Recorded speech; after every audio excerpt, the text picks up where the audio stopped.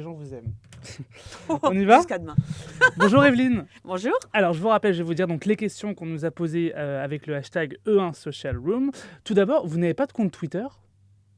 J'en ai un qui date d'il y a 2 ans quand j'étais sur RTL le matin. Ouais. Je signale que j'avais fait plus 30% d'audience d'ailleurs le matin, mais que j'ai pas été reprise, donc il y a un souci. Mais ouais, j'avais un compte Twitter et non, voilà, je l'ai pas, je le réactive pas, non. On a vu que le dernier tweet datait du 17 septembre 2015. Oui, bah c'est ça. C'est ça. Et vous comptez pas le reprendre pour l'instant ? Si, il faudrait, mais pour l'instant, je me concentre sur les émissions. D'accord. Bon, bah, je vais vous dire les questions qu'on vous a posées. On y va maintenant. Avec une question de Bratislabat. Est-ce que j'ai raison en disant que C'est mon choix est le pendant feel good de toute une histoire avec Sophie Davant ? D'abord, j'aime pas le mot pendant, mais feel good, oui. C'est un talk show un peu plus à l'américaine, dans le sens Hélène de Généresse, assez joyeux. J'espère, c'est très prétentieux de ma part, hein. Je ne me compare pas à elle, mais c'est vrai que j'adore ce qu'elle fait. Et voilà, c'est fun, avec des gens qui assument leur choix dans une société où malheureusement on n'a pas beaucoup de liberté en ce moment. Et voilà, c'est un grand moment de détente. Nous, on s'amuse beaucoup. Que ce soit à la technique, à la rédac et sur le plateau, on s'amuse beaucoup à les faire avec des témoins formidables et il y a beaucoup d'humour, et, enfin j'espère, et d'autodérision en tout cas. Une question de Caramélisa qui nous dit « Evelyne, j'ai hâte de vous retrouver. Mais vous, est-ce que vous avez peur des réactions du public et des téléspectateurs ?» Bien sûr que j'ai peur, c'est normal. Les réseaux sociaux, c'est quelque chose de formidable parce que là aussi, c'est une immense liberté mondiale d'expression, mais en même temps que de cruauté quelquefois sur les réseaux sociaux. Donc oui, j'ai très peur. En général, je ne lis rien. Donc je lis juste moi dans la journée je lis le blog de Morandini et le blog du Point, parce que je trouve que c'est bien fait et tout, mais maintenant je ne lis plus les réactions sur le blog de Jean-Marc. On fait ça pour moi. Malheureusement ma fille est accro aux réseaux sociaux, elle a 14 ans et elle les lit pour moi, donc elle va vivre les dommages collatéraux s'il y en a, et ça me navre, mais en même temps c'est notre société, il faut faire avec. Donc quelque part elle en tirera une espèce de résilience et elle sera blindée pour plus tard, je pense. Est-ce que vous les prenez en considération, ces critiques, ou au contraire, vous les mettez de côté et vous vous dites je préfère me blinder et On verra demain, après les audiences. Non, moi je suis quelqu'un qui écoute, mais en même temps, les critiques, je les connais depuis longtemps. J'ai un parcours atypique depuis tellement d'années, donc mon parcours n'est pas simple. J'ai l'habitude d'en prendre un peu plein la tronche parce que justement, je fais des choix qui peuvent surprendre. Donc, en même temps, il y a des moments dans ma vie où je me dis, il faut tout arrêter. Donc, c'est pour ça que je suis partie vivre encore, j'en avais ras-le-bol. Je me suis dit, on arrête la télé, c'est beaucoup trop de souffrance pour être dans cette lumière qui est si cruelle.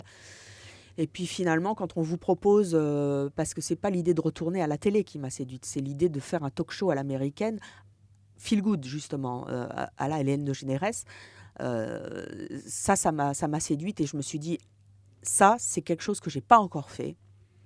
Et là, du coup, ça me fait triper. Et voilà. Et donc, dans les enregistrements, je suis comme une gosse. Je monte dans des caddies, je me mets en peignoir. Enfin, je m'amuse, quoi. Et je m'amuse pas toute seule. Je m'amuse avec les témoins et le public. Et donc, il y a une espèce, à nouveau, de cocon, comme on dirait. J'ai le sentiment, maintenant, la sanction de l'audience viendra, que les gens se sentent bien sur le plateau. Et il y a beaucoup d'improvisation. On improvise beaucoup. C'est-à-dire qu'à un moment, si on sent que ça va dans un sens, on change les conducteurs, je laisse libre cours à mon imagination, et on en joue avec les témoins. Et ça donne une émission qui du coup, n'est pas formatée du tout. Donc ça, c'est bien.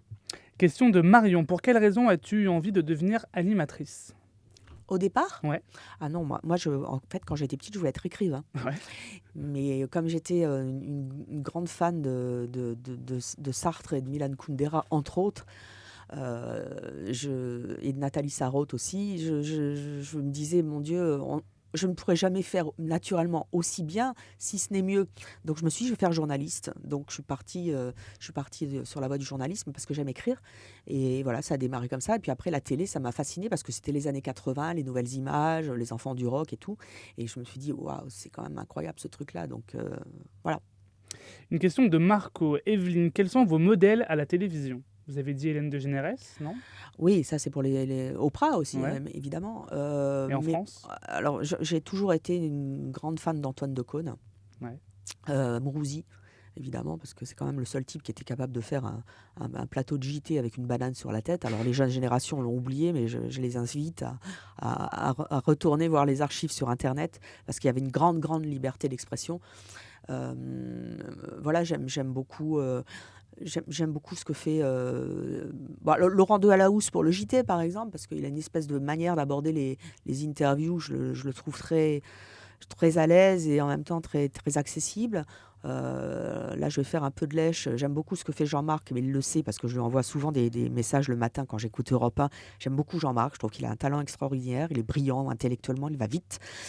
Et là aussi, il est accessible. Il s'est totalement vulgarisé et il a un choix de thèmes. Moi, je suis une obsédée des angles. Je pense que tout est une question d'angle dans la vie, l'angle de vue qu'on prend pour traiter quelque chose. Jean-Marc a ça. Et puis Cyril Hanouna me fait hurler de rire aussi le soir. Je passe un bon moment quand je le regarde. Question de Fabrice. Est-ce que vous avez d'autres projets en plus de C'est mon choix? Alors ça, c'est la question qu'on me pose systématiquement Ouais. quand je reviens à l'antenne.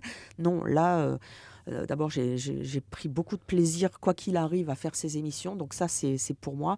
J'avais très envie, depuis très longtemps, pour réparer peut-être une blessure, de retourner travailler à Réservoir Prod.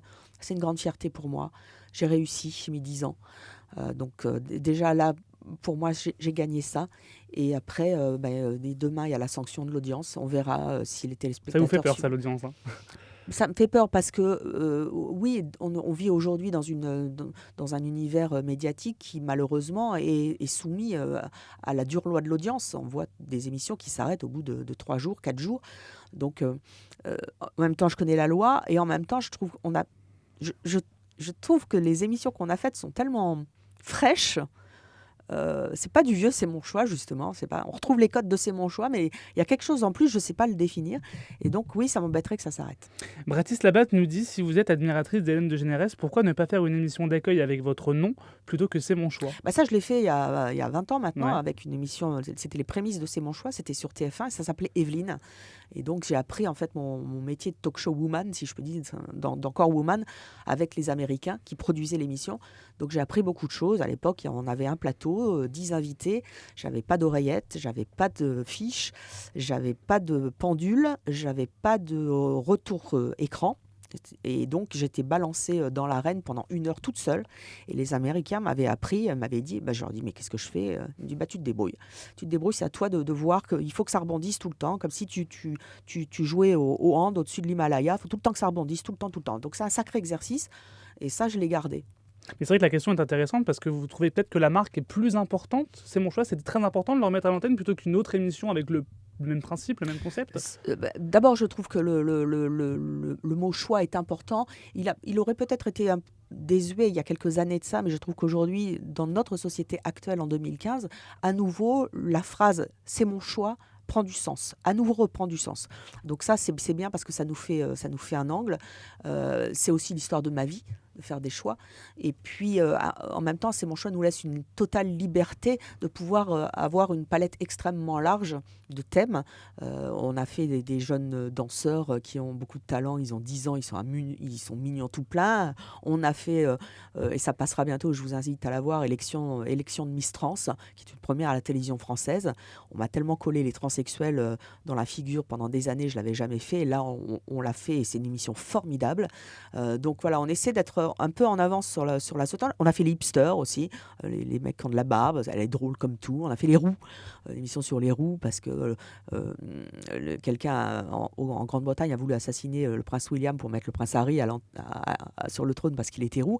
Donc voilà, ça germe dans notre tête. Et j'ai fait une émission aussi où je l'ai relooké les témoins, on se rappelle les témoins, les témoins de notre émission en pyjama.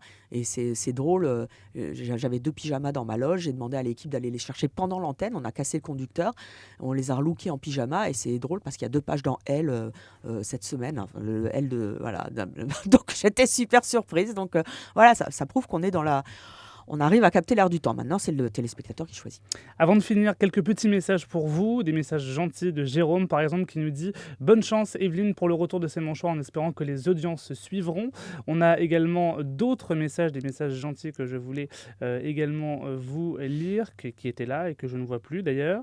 C'est que des messages méchants. Non, c'était des messages gentils qui vous disaient que vous étiez belle. Voilà, je tenais également à vous le dire. On a eu plein de messages avec le hashtag E1 Social Room. Merci beaucoup Evelyne d'être venue nous voir. Merci on vous retrouve donc ce soir à 17h, de 17h à 19h en fait, et je serai aussi chez Cyril Hanouna à 18h50. Non, touche pas à mon Donc poste en surveillé. fait, je suis quasiment frontale avec eux, j'ai les jetons. J'espère qu'ils seront... Oh, j'en perds ma voix. J'espère qu'ils seront sympas avec moi. Merci beaucoup Evelyne. Merci à vous.